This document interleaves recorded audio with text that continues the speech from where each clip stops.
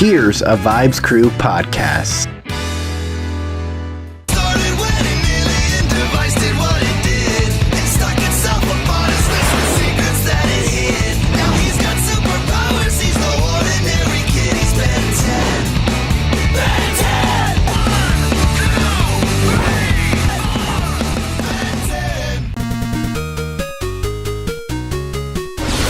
Hey, welcome to the Omni Rewatch podcast, the only podcast on the interwebs. My name is Ramen, and joining me as always, it's the great and one and only Professor Burg, man of knowledge.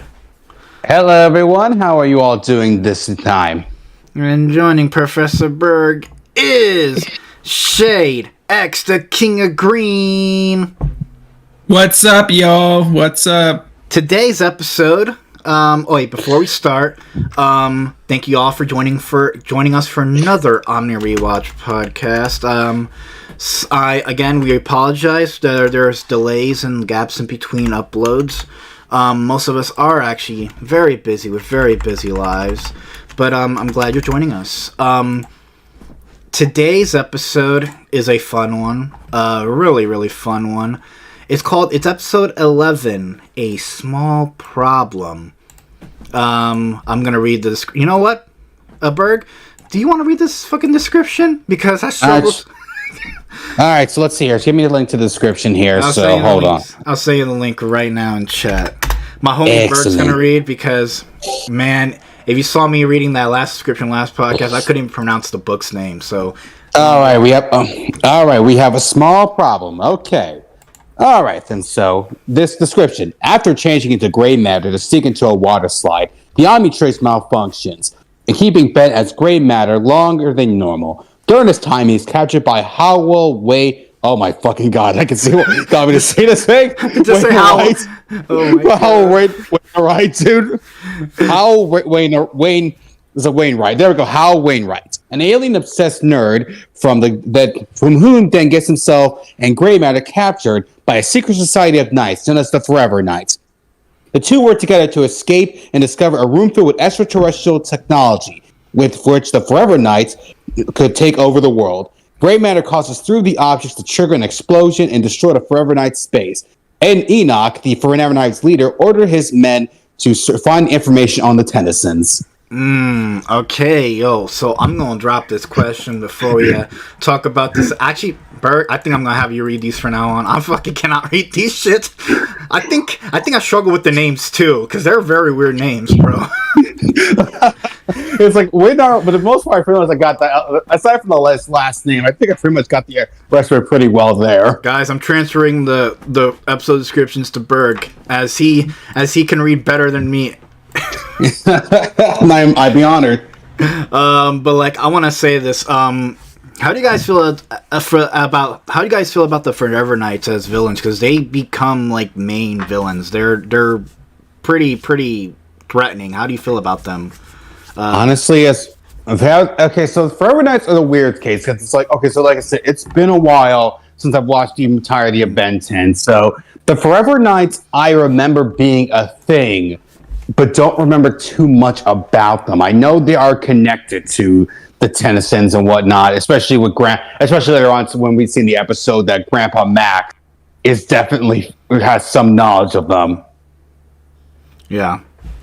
I actually do like the Forever Knights, but I feel like throughout Ben 10 they do get overused a lot, especially if like they do get overused a lot in Alien Force, and they do get overused a lot, especially in the original Ben 10 series. But like Shade, this is your first time probably looking at the Forever Knights. How do you feel about them from looking at them?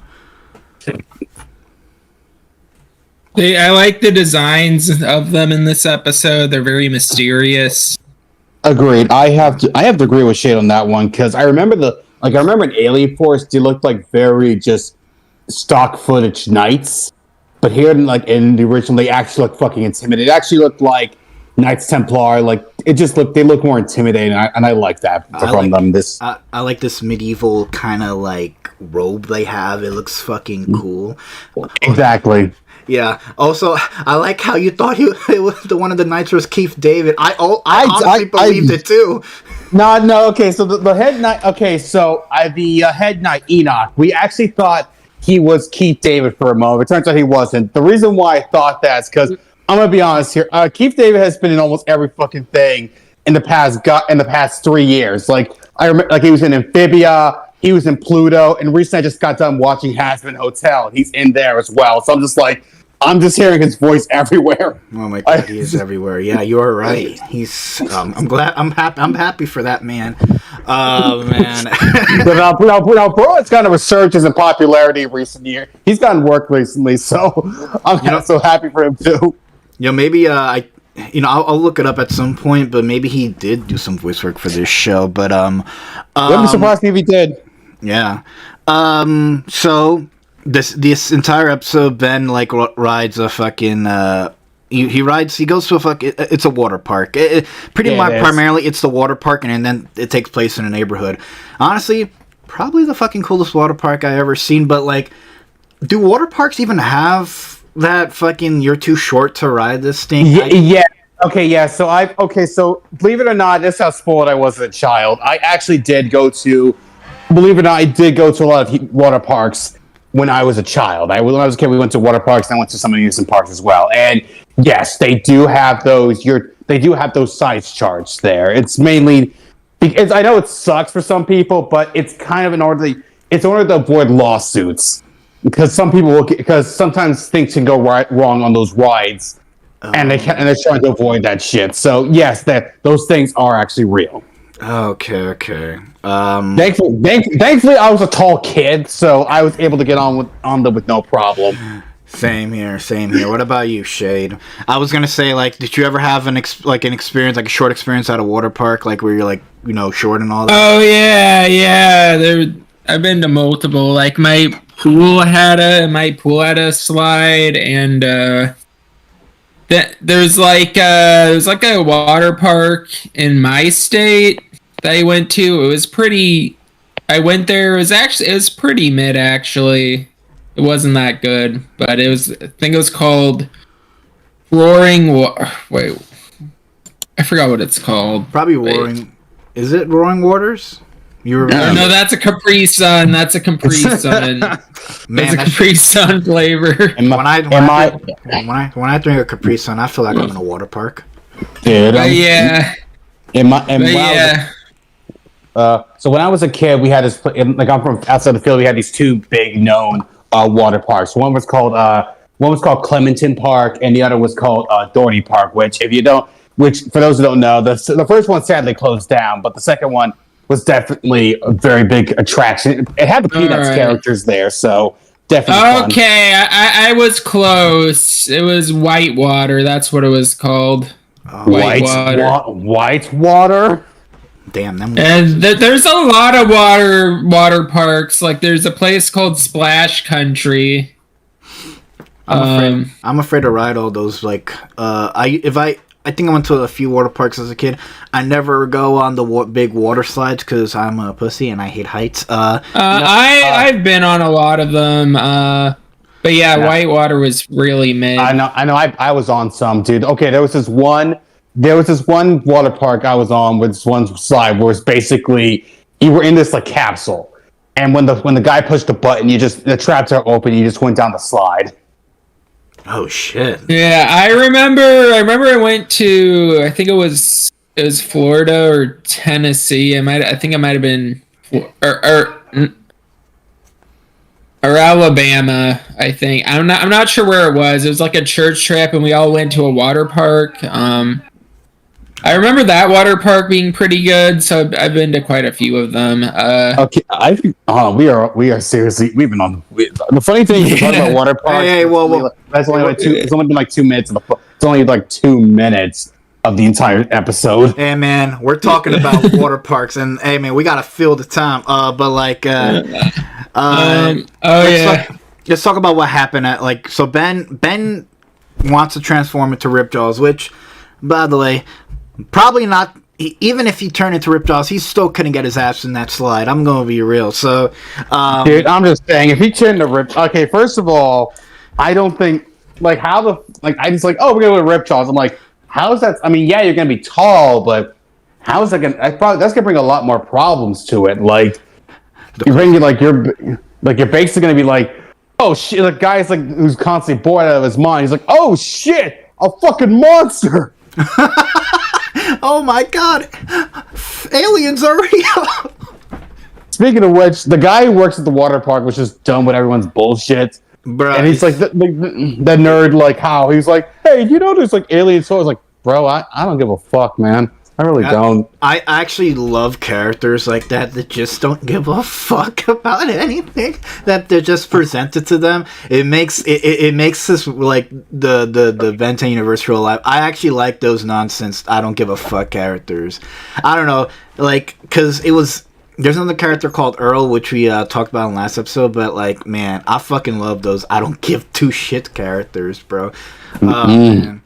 But like, yeah, Ben gets stuck as fucking gray matter, and then he goes down the slide.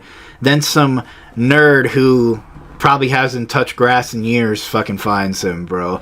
And then, you know, all this like Tom and Jerry shenanigans happens. What did you guys think about like the gray matter like scenes that you guys were watching? Like, how did you feel about like him like playing fucking cat and mouse with this fucking dude? Honestly, I thought it was actually, I liked this better than I expected. I was actually expecting to hate this episode, to be honest, because so this is something about one of the original episodes. This is actually one of the I remember seeing the promo for this episode, but I didn't watch it, and I thought, all right, I probably didn't miss anything, but ironically, I missed a lot. It was actually a lot more good as well, and honestly, it was very entertaining. I just like it. I have fun with it. Yeah, I honestly, because it's just like you, bro. I honestly thought this was gonna suck, but honestly, I enjoy like gray matter having to like navigate this big ass house, like climbing on stuff, like going in vents. I found that really fun, like, and him like fucking dodging the futuristic Roombas. Yeah, I think that, you know, this episode came out before the Roombas were invented. That's really funny because we actually know this now. Yeah, it is true. I was gonna say, when did the Roombas come out? So I'm gonna look this up because hold on, because it's like, you're right, because we look at it now, but I'm like, I'm sure they were out even before then. So a Roomba's been out since 2002. So okay. I'm just gonna say it because we got to see most of the house through like Gray Matter's perspective because he was like super small. But fucking this man had a nice fucking house. I'm gonna fucking say it. He really did. For a guy who was a crackpot theorist, he sure had, like, you were expecting to be some kind of remote trailer park out there with a satellite. No, he had a very nice house. Fuck yeah. Shay, how do you feel about this, the Tom and Jerry shenanigans that's going on in this episode? It's really funny. It's really funny. I thought it'd take up more of the episode, but it's... Oh, I'm kind of glad it did not take up much of the episode. Yeah, I'm glad it didn't. It was fun. It was amusing, but like they needed to get to the Forever Night stuff. They got there, and it was interesting. It wasn't like a lot, but little hints of what's to come. They have like alien tech. Yeah, they're not very good people, so like there's little hints of what's to come with them. Exactly. I thought the nerd was going to dissect Gray Matter, but then when the Forever Nights came, I'm like, oh no, never mind, bro. Like, these fuckers are. I was actually surprised because I thought I was gonna, without reading the description, because we don't read the descriptions for these episodes before we watch them, so we didn't know the Forever Nights were gonna be a thing. Mm-hmm. So I was shocked. I was actually very shocked. Same with me. Yeah. Dude, we have to talk, Berg, we have to talk about this. Fucking Grandpa Max fucking kicks ass. Dude, okay. I'm just going to say this, because so I'm probably going to come out as bisexual here, because fuck it, I'm fishing again. Fuck it, I will fucking say I'm bisexual too after fucking saying Grandpa Max kicking ass. But here's the thing. Grandpa Max was just so fucking badass. It's funny, because earlier in the episode, he's running out the guard, he's like, he saw the bird. He's like, I'm not a young man anymore. Later, like halfway, then later on, he's okay. First things first. He kicks down an old woman's fucking door, and by accident, he doesn't do it on purpose. They're trying to find a nerd because Gwen and Grandpa Max are trying to find Bam. But it's kind of hard to, and it's in the suburbs. So, and then he's like, and the woman's like, this wheelchair woman's like, sit down, boy, and he's like. and this is Pitbull, and Grandpa Max is manhandling this thing and puts it to sleep. And I'm like, not in the medical way, not like he doesn't kill the dog. He literally puts it to sleep. Okay, like he doesn't break its neck or anything. Guys, Grandpa Max doesn't kill dogs. He doesn't condone dog violence. He fucking put it to sleep. I didn't want it because I know people say put to sleep. It's a euphemism for like put it with dogs. So I'm like, no, he doesn't do that. He legit actually puts it to sleep, and I'm like, ooh, daddy, and I'm like, and then he's like, when he finally comes to the Forever Nights, he kicks so much fucking ass. First thing before the Heat fight, Gwen's like, who are these guys? And it's a Renaissance fair or whatever. And Grandpa Max like, they're a secret evil organization hell bent on ruling the world. I've seen shit, kid. And I'm like, boy, you are my dude. You are showing that you are a plumber. It's like at this point, it's like he's not even hiding it at this point. There are little sprinkles of him like revealing that he's a plumber, and I find that incredibly fucking fun. And I'm gonna be real with you, Berg. Damn, you're right. I will. I think I'm gonna go gay for fucking Grandpa. No, because here's the thing. Like, okay, so the thing about me is this. My preference is I'm not a big fan of guys. I don't like guys who are dominant. It's not my thing. But Grandpa Max is one of the very few men I like. Yes, Daddy, top me. I'm all yours. It's like. Like that is one of the very few men who I will let do that to me. I will say that for a fact. Yeah, this not the first time you said that, Berg. I think I remember like maybe a few episodes, like a few podcasts. Yeah, no, I did, but I'm like, nah, fuck it, it's official. No, Grandpa Max is the gilf, dude. I'm going for it. Oh my god, bro! Like, Shay, bro, you gotta make Grandpa Max's badass in this fucking episode, my dude. Yeah, he throws hands. He actually throws hands again. He threw hands again, my man. He fucking threw hands. Even I remember there was that tease of him throwing hands in the Loch Ness Monster episode. I think I've said this before, but yeah, it's good to see him finally throw hands. Bro, last episode he threw hands. This episode threw hands. You know what, man? I think at this point, Ben needs fucking Grandpa Max. There's like no fucking doubt. That man is not old. Not old to fucking fist fight, bro. Even he's the fucking best in this episode. I agree, dude. Like Grandpa Max carries this fucking episode for real. Grandpa Max and Gwen, because they have to fucking find Ben. Like they're the reason Ben is somewhat still alive in a way. Ben kind of saved himself, but I like how like Grandpa Max and Gwen were just having like a shit time finding him. And Grandpa Max like, well, I guess we're gonna go to every single house in this block. I'm like, oh my fucking god, Grandpa Max, that sounds fucking horrible. That's like an entire day wasted. Again, it is, but you know what? They at least still found him. Also, what do you think of the redemption of the nerd? Like, because at first he's like, I'm going to use this alien. He's going to use gray matter to get fame and fortune. The Forever, he sends to the Forever Nights, and he's like, oh, dude, what are we going to do? Talk show, news interviews, viral video? What are we doing? Yeah, no, we're keeping it a secret. What? And yeah, we're going to kill you next. Bye. I'm gonna be real with you. It felt very circumstantial. Like it felt like it felt like the moment like he saw gray matter capture, the moment he didn't get what he wanted, he knew, you know what, fuck it. You know, I'm probably just gonna say the fucking alien, call it a day, because I think at that point he just fucking lost all hope. Like I think it was circumstantial. I honestly think if it would have went the other way, he would have not fucking done that. He would not have had a change of heart. I'm gonna be straight with you. Definitely.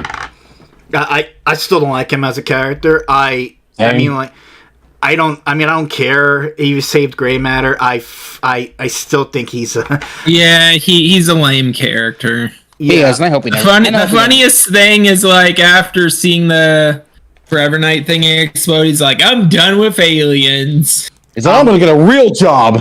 I'm like, bro, we never saw him again. Yeah, I hope to, because I haven't watched the Benson in a long time. But like, dude, I'm gonna be real with you. Fuck it, I don't like him, and and you're saying, yeah, he's redeemed. I get that, and I enjoy characters that are redeemed. But yeah, at the end of the day, the man, as a grown adult, went to a fucking water park, was looking for fucking aliens, bragging about him finding aliens, finds one in the water, which you had to be at the right place at the right time. I think he was like doing research or whatever, but like, no, he captured an alien. He was probably gonna go dissect it himself. No, fuck this dude. He has no redemption arc. I'm gonna be straight up with you. Fair enough. Yeah, I mean, kudos to that water park guy for not giving a shit. I'm gonna be honestly for real. He's like, dude, I don't get paid enough for this crap. Okay. I like that we because gray matter is for all intents and purposes, he in the original series he is a joke alien, and you know, but in this episode, actually, this is like the first time we've seen gray matter in an episode, because like the appearance of gray matter. I would say I actually do. I'm a gray matter fan. I like gray matter. I like his design. I like his voice. I mean, we did give him a top spot in our ranking video, so we did, and I think gray matter has earned it. And for his first appearance in Ben 10, we saw him fucking jump over like fucking obstacles. We saw him climb walls. We saw him fucking like initiate a fucking bomb that fucking exploded an entire fucking building. So your feeling, ranking video aside, your feelings on actual like gray matter's first appearance in this episode? It was actually pretty good. I love that. I'll be honest, it did take a while before Ben realized the intelligence of gray matter started to actually settle in. Oh yeah. But it's like, because it's like at first Ben was just doing it for dumb shit, and then it's like, oh wait a minute, I actually am smart now. Yeah. Shade, how do you feel about gray matter's appearance in this episode? It was interesting seeing an episode focus on one alien. That was interesting. Yeah, that's a good point there. It's like I think this was actually the first episode in a while where because other aliens came in, because if you remember, it's usually like a 3-4 alien limit when it comes to these episodes. Like the first half would be the beginning would be the first alien. Second part would be like Ben using another alien to mess around. Third alien would be some fight, and some fourth alien would be for the final fight. Yeah, I like that. I enjoyed that we only got one alien. It allowed me to the one alien thing like with gray matter, and I hope they do that more in the show, where they play around like just exploring this one alien because gray matter is one of my favorites, and I like what you said, Berg.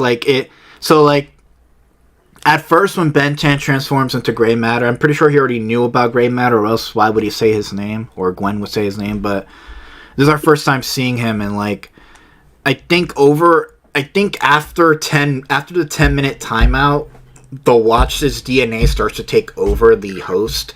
That is, I think that's what Azimuth. That's why there's a 10-minute timeout function on the original Watch. So Ben became smart over time as gray matter, and he already knew what to do.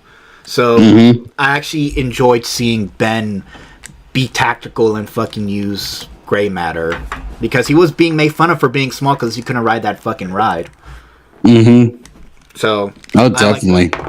Yeah, all comes around. But let's get into the ranking. There's only one alien, so I think we're all gonna agree. Gray matter. Gray matter is definitely the MVP of this episode. But instead of ranking, since gray matter is a default character that we're gonna automatically rank, how about we do something different?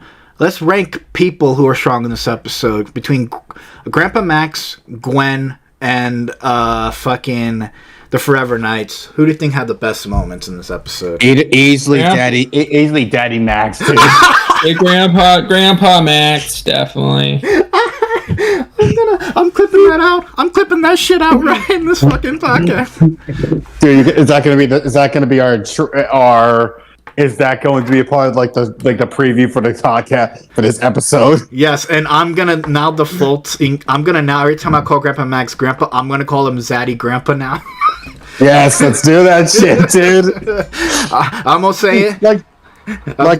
Here's the thing, everyone. I'll be honest, and I don't care, but I'm mostly into women. But every now I will find a guy who's fucking hot. Now, normally I'm like I said, I love me more. I'm more of a. I probably said this in a previous episode with Kai, who's sadly not here at the moment. Again, we missed you, girl.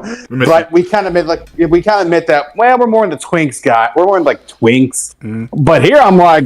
I can deal with this right here. I can work with this. Gotta do with terrible cooking, but I mean, he's fine. He's a great man. I mean, look, bro. Look, here's the thing. Grandpa Max is a responsible guardian. Okay, look at him. He has. Look, and the thing is, the bro pulls so much. Like he's got so many women out there. He banged aliens. He's got a nice family. He has spawned a generation of kids that saved the fucking world. Like bro he knows how to survive. He's good provider. Like, bro is the perfect man. Okay, guys, he is the perfect man. Okay, so yes, guys, we're gonna do a whole bonus episode just talking about Grandpa Max. I'm not even lying. We're gonna do that. It's gonna probably be like maybe a 10 to 5 minute episode, but I don't fucking care. We need an entire episode where we just fucking talk about Grandpa Max. Here's the thing. I think that episode might be a lot longer because Max's, like, simping aside, Max's impact on the series is so influential that it can quite eclipse. In fact, I argue if Cartoon Network and Warner Bros. Had the balls, they would make a Grandpa Max a prequel. Burg. That honestly. That sounds like the best fucking idea in the entire fucking world, and I would love to see Grandpa Max as pre-Omnitrix as a fucking plumber. That would be fucking awesome. Like a TV show focused on a young Max Tennyson. Oh my god, that'd be fucking great. That honestly sounds like something they probably came up with and probably scrapped, but I want it now. Oh my god, but guys, we Zaddy Grandpa. How do you feel about shit? How do you feel about Zaddy Grandpa Max? And was he good in this episode? Really good, yeah. He was really good. He threw hands, like you said earlier. Yes, he fucking threw hands. Honestly, I can't say much. I think we've said enough, and we said a shit ton about Grandpa Max. I think honestly, we're gonna rank this episode right now, 1 out of 5 Omnitrixes, bro. What do you give it? Starting with you, bro. I give it. I agree as well. This was a lot better than I expected. And I had fun with it, and it had some very good moments. I give it 5 Omnitrixes. Yes, Shay. What about you, man? 1 out of 5 Omnitrixes. Yeah, 5 Omnitrixes. It was surprisingly a fun episode. Guys. Like I didn't think I'd like it, but it was fun. I'm gonna say, because I had low expectations going into this episode, because it started out in a pretty weird place, but I'm gonna say it. 5. I give it 5 Omnitrixes, and this is the first time we've all had a 5, the same number, guys. We did. Unanimous vote, dudes. Okay, we're all good here. Yeah. Wow, this is actually the most contained Ben 10 episode because not a lot happened, and I found that. I find these episodes really enjoyable. So with that, we gave our ranking. We talked about Zaddy Grandpa Max. We figured out our own sexuality. I honestly think this episode and this rewatch episode is a pretty good one. So with that, this has been another Omni rewatch. My name is Ramen. That's ShadeX. And that's Professor Burg providing the freaking knowledge and wisdom. You guys have a good night and stay safe, Omni heads. Take care, everyone.